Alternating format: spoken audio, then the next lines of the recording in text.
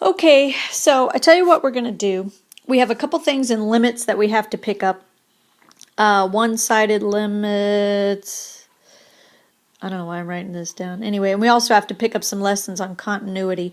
But chapter 4 is another graphing chapter. And so to me, we're going to save those things now for chapter 4. So we're going to kind of put them off. Right now, what we're going to do is start chapter 3, which is talking about derivatives, which I like derivatives. I think it's fun. It's really just algebra. There are some rules that you have to memorize. So what I'm going to do, that you're going to watch at home and learn at home, is the first few of the major derivative rules. So it's just computation. There's no word problems yet. We'll do that together in class. But I need you to get these rules down pat. My advice is watch this video through one time without taking notes, like just watching. And then, Kitty! Sorry, my cat was scratching stuff. And then watch it a second time through while you're taking notes. Because the problem is, if when you're learning, all you're doing is scribbling down notes, scribble, scribble, scribble. Look how nice that is. If that's all you're doing, your brain is not soaking anything in. It's just concentrating on making sure that you are writing down what you're looking at. So watch it twice through. That's my advice. I know you all won't take it. Some of you will only watch it through one time. You know who you are, Billy Byrne. But I want you to do it, everything. So you've already had an introduction to derivatives. You were actually using a derivative when you did that slope predictor formula. So when you had that 2ax plus b, that's actually a derivative. It's a special derivative. It's a derivative of a quadratic.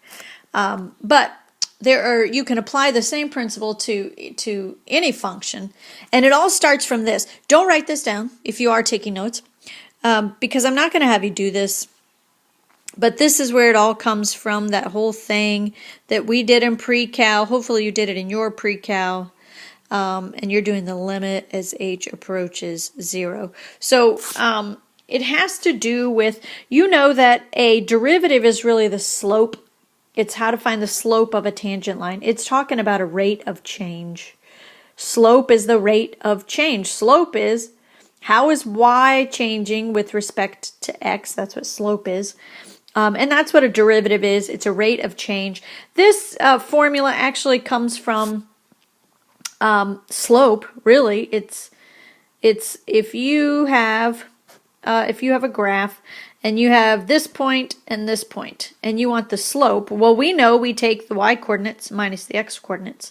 The formula comes from, okay, what if you don't know what those numbers are? Like, I know this is the point when I plug in an x value into my formula, and then I get a y value back out, and that's the coordinates. So the coordinates of that point are this thing, right?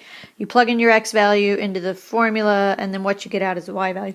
And then it's saying, okay, then I scoot over like h amount of spaces. We don't know how much. We're just going to call it. Maybe it's 2, maybe it's 4, maybe it's 6. We don't know. So this point up here, up at the top, I accidentally hit stop. This point at the top up here, so that's if I plug in my x value, which is now this distance plus this little h.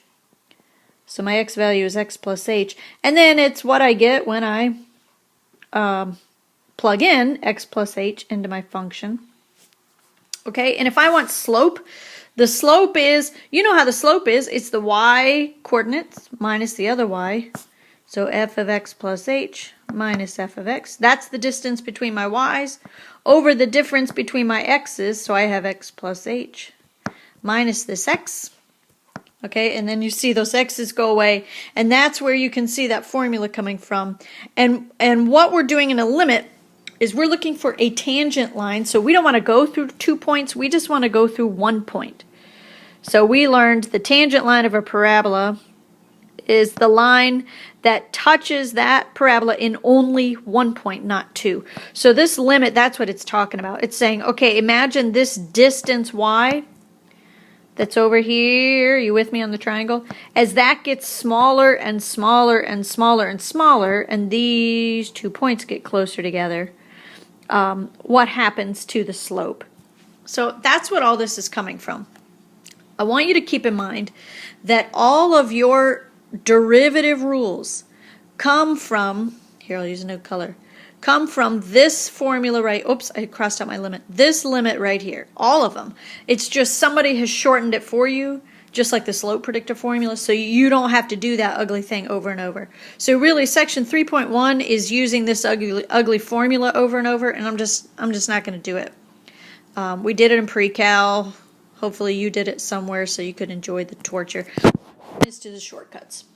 All right, so I'm going to start with a function like this right here. Let's do 2x to the third plus 7x squared minus 8x plus 1. There's a function. And I want to take the derivative. So we can indicate the derivative in many ways. Sometimes you'll see it indicated with that little, what do you call that thing? Apostrophe looking thing. Okay, so that little thing means I want the derivative of it. So the shortcut is this. You ready? And this, again, this shortcut came from doing that f of x plus h minus f of x, like over and over and simplifying, and somebody found the pattern, and now you don't have to be tortured. So the rule is this: when you want the derivative, take the exponent, bring it forward, and multiply your exponent times your coefficient. So 3 times 2 is 6. I'm going to write that down. And now what you do is subtract 1 from your exponent. So what's left is x squared. Now that's the derivative of the first term. That's it. That's all you have to do. Plus, now we're going to do it again. Take this exponent, bring it forward. 7 times 2 is 14. Subtract 1 from your exponent. And you have 14x to the first. Okay, now technically this x is really x to the first. So you're going to take that 1, bring it forward. 1 times negative 8 is negative 8. Now when you subtract 1 from your exponent, 1 minus 1 is 0. That means you have no more x's. So don't write anything down. Okay, and then with this constant over here, really what you have, so that we follow the same pattern of 3, 2, 1, you really have x to the 0. You have no x's here. And so if we're using this same pattern, we take this exponent, we bring it forward, but 0 times 1 is just 0, and so that goes away. Okay, so when you're doing derivatives, all constants will drop off for that reason. And that's your answer. That's all you got to do. Okay, that's your derivative. That's your basic derivative rule number 1. So I'll do another one here. F of x equals, I don't know, 3x to the 4th minus 7x to the 3rd plus 18. Let's do derivative. Okay, so f of x, f prime of x. That's right. So exponent comes forward. 4 times 3 is 12. Subtract 1 from your exponent, and we're left with x cubed. Exponent, bring it forward. 7 times 3 is 21. Actually, negative 7 times 3. Subtract 1 from your exponent. You got x squared. This is a constant. Remember, technically that means you have 0 x's. And when you bring that 0 forward, 18 times 0 is 0. So it just drops off. And there's your derivative. All right, piece of cake. It's not bad at all. Okay.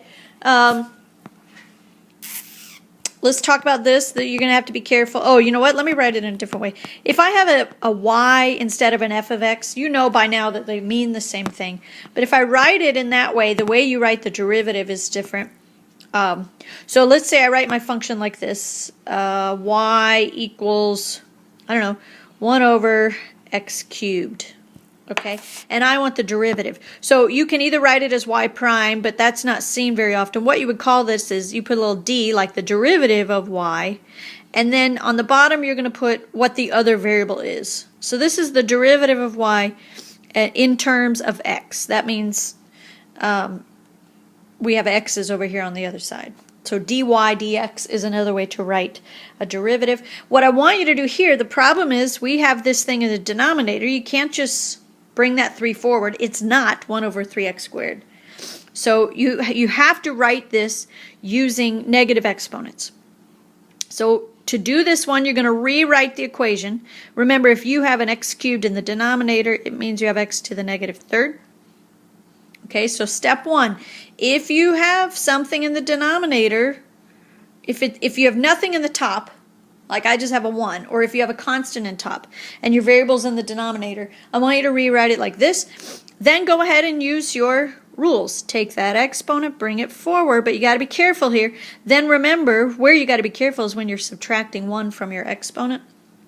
Okay, I got to scoot everything up. All right, when you're subtracting 1. So bring the negative 3 forward, you get negative 3x, but negative 3 minus 1 is negative 4, not negative 2. You're subtracting 1 from your negative. Okay, and then I always say leave it the way you found it. So if they gave you that problem as a fraction, you need to rewrite it as a fraction.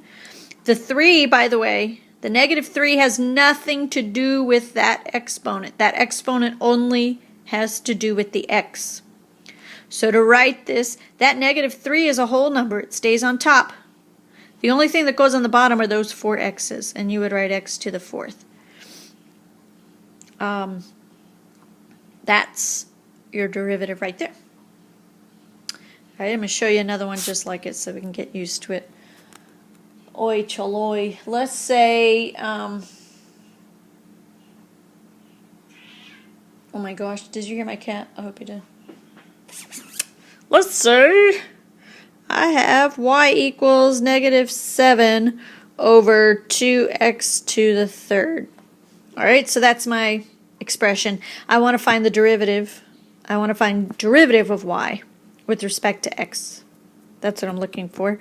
I'm going to rewrite because I have x's in the denominator. Rewrite it. Now, that 7/2 has to stay 7/2. You can't bring the whole 2x up. The 2 has nothing to do with your exponent. Okay, the only thing that has an exponent is the x. So this is negative 7/2 x to the negative 3rd. That's how that gets rewritten. Okay, again, order of operations says that 2 has nothing to do with the exponent. It's just a 2 in the bottom. You have a half for a fraction. All right, derivative rules. Take that exponent, bring it forward. Okay, so I have negative 3 times negative 7/2. Don't freak out over your fraction. And then you're going to have to subtract 1 from your exponent.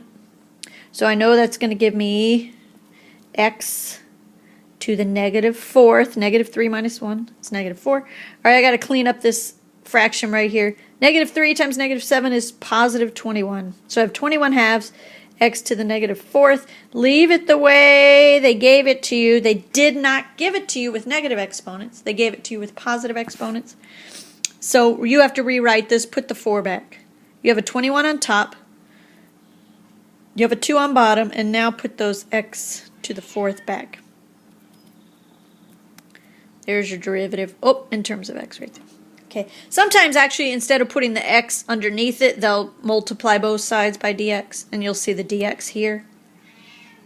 Okay, so all right. So those are just the basics of your derivative rules, and then I'll cut this video off and give you another one for product rule.